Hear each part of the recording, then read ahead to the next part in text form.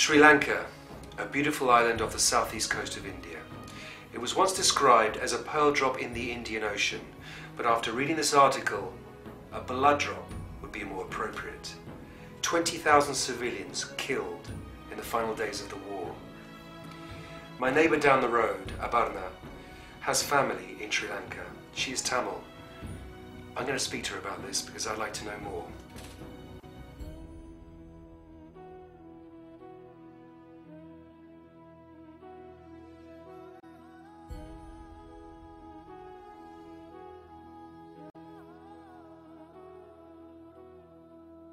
Within 1.5 square kilometer area, more than 100,000 civilians were in the safety zone, were trapped in there, and government, Sri Lankan army has cornered them within that 1.5 square kilometer area and used mass destruction weapons, causing really high casualties.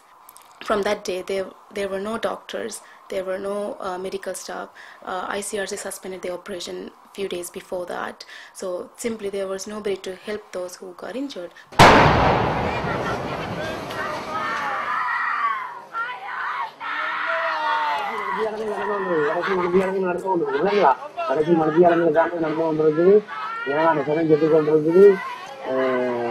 சண்டை கடுமையா நடந்து கொண்டிருக்கான். நிறைய மக்கள் செத்து கொண்டிருக்கிறான். எங்களுடைய கூண்டுக்குள்ள கிட்டத்தட்ட வந்து ஒரு 2 கிலோமீட்டர் 2 கிலோமீட்டர் நீள அகலமான தூண்டுக்குள்ள கடுமையான யுத்தம் நடந்து கொண்டிருக்கின்றது.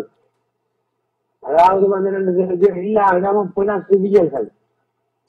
குவியல்கள் தான் எல்லா இடமும் நடந்து எல்லாரும் மக்களையும் வெளியேற விடாமல் நாங்கள் வந்து மக்களை வந்து நாங்கள் ஏற்று கட்டுறாங்க.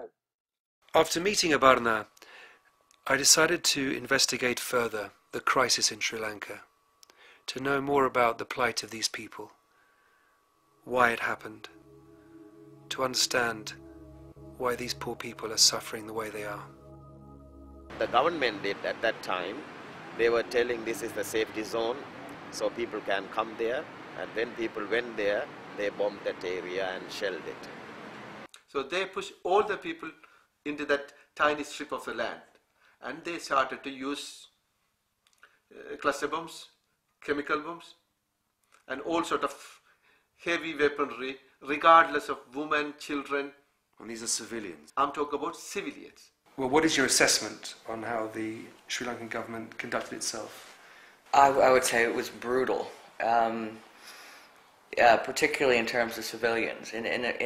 I've covered a lot of conflicts, and armies fight, soldiers die. Both the Sri Lankan army and the Tamil Tigers were military forces. But the Sri Lankan army, when it was, it vowed to eradicate the Tamil Tigers, knew that there were literally several tens of thousands of civilians, men, women, little kids, living in hand-dug trenches. They were systematically bombed with absolutely no regard to their lives. Brutally, every day. Hospitals were bombed. The UN hospital was hit. By the end of the conflict, the few doctors who stayed, at huge risk to their own lives, were hanging IV lines from just trees to try to treat people. They had run out of medicine, and yet the bombing of civilians continued, and the Sri Lankan government lied about it and lied about it and lied about it and said there were no bombs, there was no shelling. There's evidence of it. No responsibility or care for their civilians. I've been reading about these IDPs, internally displaced people camps. What's your understanding of them? IDP camps, so-called IDP camps, are more like the Nazi-style concentration camps. That these 300,000 Tamil civilians are detained in by the Sri Lankan army, run by the government of Sri Lanka, where men and women are separated in most of the camps, and no access for the international aid groups to get in to help them. People are without food, like proper food, like clean water, living under really poor sanitary facilities. For example, I hear through a news a couple of days ago that about 200 people have to share one toilet. Another major problem is the disappearances of people there.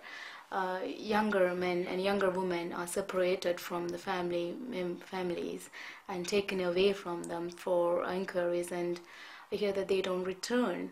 My uncle has 3 sons and 2 daughters and they've taken away 2 of his sons just because they are Tamils and they are young, so they are seen as criminals and taken away. That's not the point. The point is, where are they? There were 13,100 youngsters missing. They are doing it for a purpose. They are calling it as screening. They wanted to destroy the younger generation of Tamils. So if there's accountability, that means if they make some accounts, how many people are inside the camp, then there can't be any disappearance. So what they try to do is, they try to eliminate the young generation before they have given access to the foreign organization.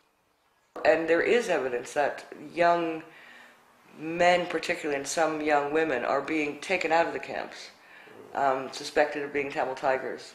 No one knows what's happened to them. It's a terrible situation. These are essentially concentration camps. It's for how long the Sri Lankan government feel they can keep the world's eyes closed, with the removal of all the young men and a lot of the young women, and what's happening to them. At the moment, their justification would be that they are going into the camps to remove those people they consider to be tigers. That at the end of it has got that will be that tigers of the future. Yeah, you can't carry that argument on indefinitely. No. And you're absolutely right. These IDP camps are the breeding ground for the next generation. Of course. And that's what you would imagine the Sri Lankan government have got to understand. To understand this crisis, I need to learn about Sri Lanka's past history, about the country's cultural background.